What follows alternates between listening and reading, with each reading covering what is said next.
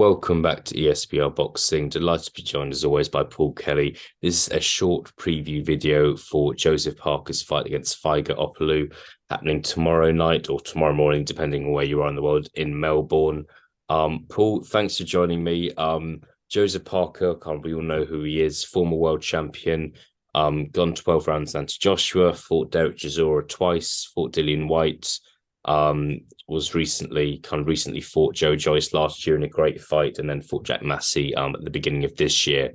Looking forward to getting your opinion on this fight. Obviously, Faiga Opelu is not going to be known well to British fight fans. He's based in Australia. Obviously, Joseph Parker's was was born in New Zealand. So yeah, interested to get your thoughts on this one, Paul. Yeah, thanks Ali for having me on. It's a fight that's completely gone under the radar, definitely. Joseph Parker, despite losing three times, as you mentioned, to obviously Joshua White and then Jojo, sorry, recently. He's still a big name in the heavyweight division.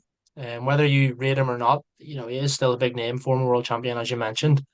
But for me, this fight against this opponent kind of shows the level Joseph Parker's at right now.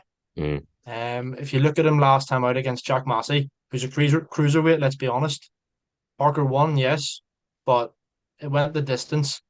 And if you're a serious heavyweight contender wanting to get back into the world title contention, you need to be stopping someone who's, not even a huge cruiserweight. Um, so I think that this opponent, Opelu, shows that what level Parker's at. Is the Commonwealth title on the line? It was meant to be. I'm not sure if it is anymore, but kind of shows the level that Parker has been at. Obviously beat Andy Ruiz and stuff, fought Joshua in a unification, and now he's down fighting for the Commonwealth title again. So yeah, for me, it's disappointing to see Joseph Parker kind of in these type of fights. But I mean, I don't really know too much about the fella Opelu, but he's lost three times, twice by stoppage, so I would expect Parker to win. yeah, of course. I think recently, I think back in 2021, Opelu was stopped by Lucas Brown in the seventh round of a 10-round fight. He's been stopped before as well. He's got 11 KOs and 15 wins as well, and he's also got two draws on his record. Trying to, yeah, it's a bit of a strange one with the Commonwealth title, Paul, because I felt like it was on the line and now it's not. And yeah, so that's a bit unclear, but that's boxing for you, isn't it? We don't a lot of the time we don't know what's actually happening until the first bell goes. In Parker's defense, I think that was a tough fight he had with Joe Joyce. He then was back out against Jack Massey, and perhaps that wasn't the best performance he had against Massey, but still got the win. And now maybe it's kind of a rebuilding job after what was quite a fairly bad knockout against Joyce. Sorry. Um, it's also a chance for him to kind of it's the chance for him to fight in Australia. He's obviously been fighting in the UK for a while now, so it's yeah. So that's my kind of defense of Joseph Parker. I'm kind of with you in the sense that it's quite a come down. Remember, he fought Joshua in front of what 80,000 people in Cardiff. So that feels like a very long time ago now. Another thing about Parker is he's actually still quite young for a heavyweight. He's 31, so he's younger than Joshua, Fury, Wilder, Usyk, Dillian White, Joe Joyce. He's still one of the young. If you look at the top kind of 20, 25 heavyweights, he's still one of the youngest ones out there. Um, what do you think is left of his career now? I think we'll see how he gets on tomorrow night, really. I mean, he's expected to win. I think if you consider this guy's fighting has been stopped by Lucas Brown, Joseph Parker should probably be stopping him.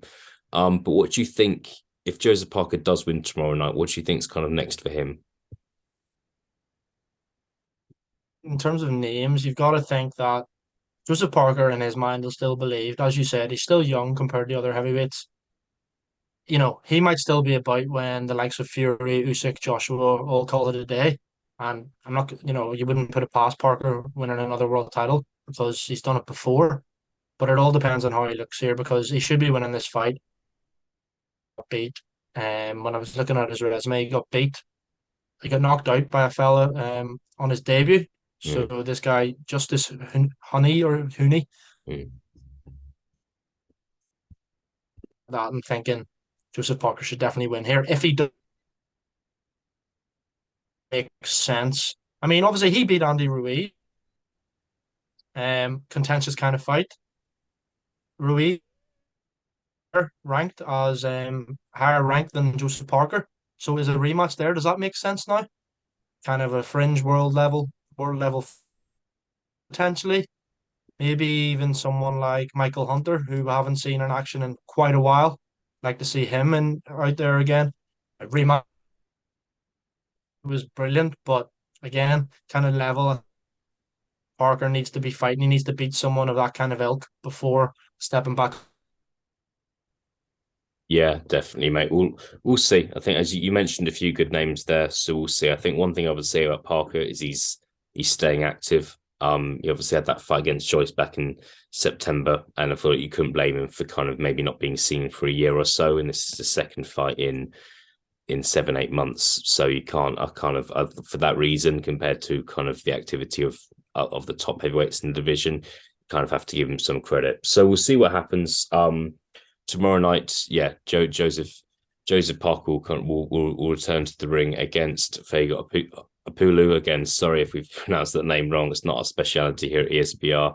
But yeah, we'll see what happens. Paul, thank you for joining me, and I'll speak to you again soon. Cheers, mate. Enjoy that. All the best.